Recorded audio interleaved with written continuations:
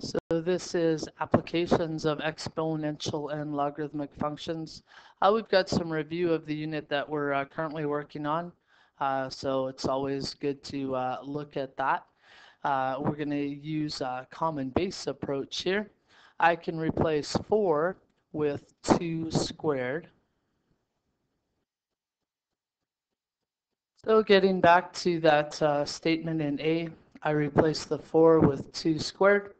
And now I can apply the 2 and the x together and multiply those. So that's 2 to the 2x is equal to 2 to the x plus 3. Because the bases are the same, I'm allowed to say that 2x is equal to x plus 3, or better yet, x is equal to 3 with a little bit of algebra. So I can see on the other side that the 27, the 9, and the 3 all share a 3 as a possibility, as a common base.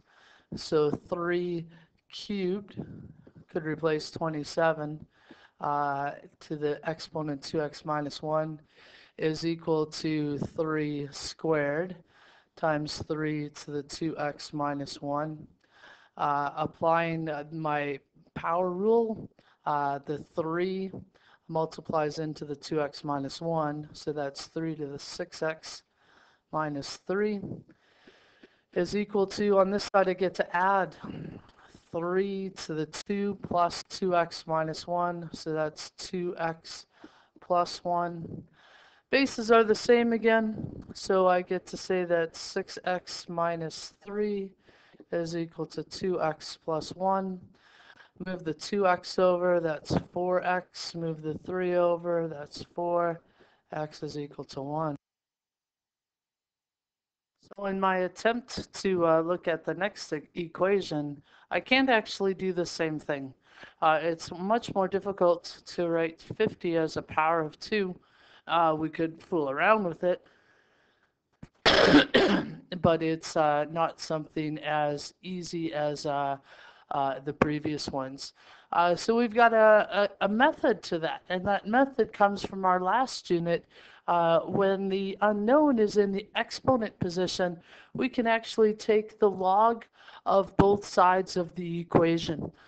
So that's what's been shown here. Take the log of both sides of the equation. Um, and then we can solve for x using our log rules. So x would be equal to log of 50 divided by log of 2. We'll try that on the next page. So we're going to use that same method, take the log of both sides of the equation and attempt to solve for x. So log base 4 raised to the exponent x equals log base 12. We're going to do the same for all of these expressions. First of all, log of 6 to the 3x equals log of 3 to the 2x minus 1. And I'll do this one, the log of 2 times 3 to the x minus 2 equals the log of 7x. And then we want to play with our log rules.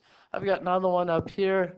I've got to take the log of 8x and 40. How am I going to deal with that? The 40 and the 4 can actually hook up to be 36. So I'll have log 36 on the far side. So I'm going to pause and do some solving and then reveal the answers. C took quite a long time having different bases or different arguments for the log statement, just made it really challenging. So I took the log of both sides, moved the exponents down in front, tried to collect like terms, moved the x's to one side, factored an x out so that I could isolate for x, then applied my log rules. The 3 came in on the 6 to cube it, the 2 came in on the 3 to square it, the minus came in on the log to make it 3 to the minus 1. So eventually I get to come up with an answer that says x is equal to log of 3 to the minus 1 divided by log 6 to the 3 over 3 squared. 6 to the 3 over 3 squared can become 24. And then try that log statement out. I'll leave you to try D. D is almost longer than C was in terms of the log rules. But we just want to see where those log rules can be used. We've got two more examples to try out. I'm just going to slide down. So we've been given a really nice equation talking about exponential growth as it applies to the population. So I've got some information that's hiding under my question. I'll move that up. If the Canadian population at the beginning was 30 million, estimate in which year we will get to 50 million people. So this is a fairly common formula. We will see it lots in the next 3 or 4 days before Teachers Convention. I'm going to plug and play a little bit. One moment. You can see in this application question how nice it is to be able to solve for the exponential position. Take the log of both sides of the equation after you divide by 30 million on both sides. So log of 1.666 is equal to log of 1.01 to the n. The n can move down, which is now going to allow me to isolate for n, and n will be equal to the log of 1.666 going on for a while, divide by the log of 1.01. Try that out. So I've been able to determine what n is. It will take Canada approximately 51.3 years to go from 30 million people to 50 million people. This was reported in 2001, so 2001 plus 51.3 years will give me the time at which I will have 50 million, which is roughly the year 2052.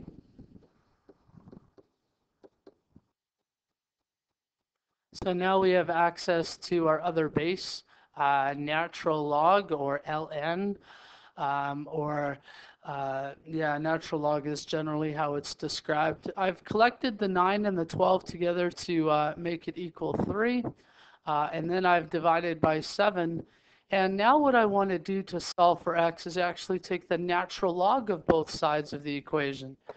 So I'm going to take natural log and natural log of both sides. What's nice about it, especially on the left-hand side, is that natural log and base e are inverse operations. I will actually generate minus 2x on the left-hand side, and then I've got ln of 3/7. So I can solve for x by taking the natural log of 3/7 and dividing by -2. So I can find the exact value by isolating for x. I've written it as ln 3/7 divided by -2, which I can evaluate to be 0.424. In this lesson, we're also going to look at solving equations using our graphing calculator. That's a new skill, although some of you may have been using it already. So I have 2 ways that I can use my calculator to solve for the expression x. I can solve it algebraically. We know how to do that. That's going to be using the log function. But I can also use my calculator to graph 2 equations and find out where they intersect. So in the intersection method, I'm going to make y equal to 4x and the next y equal to 7, and then see where those intersect. So y equals 7 is a line that's somewhere up here if my orientation was better, and y equals 4x is a graph I'm going to have to sketch. So my orientation is off a little bit. I can use the intersect method. So that second calculate, find the intersection point of those 2 graphs. See if you can run that. Or I can set the equation equal to 0. I've created a graph of y equals 4x minus 7. I actually have that on my calculator to the window that's suggested. And the value of x that I'm looking for is the value here where it crosses the x-axis. And that is called my 0 points. I'm looking for my 0 points. So I can use my can calculate and 0 to find that out. And I end up with an x value that is 1.403, and I've got way more digits. So your calculator is going to come in real handy for this unit and other units to come. That's it for this lesson. We're getting ready for a test on Friday. Hopefully we have lots of questions tomorrow. Thank you.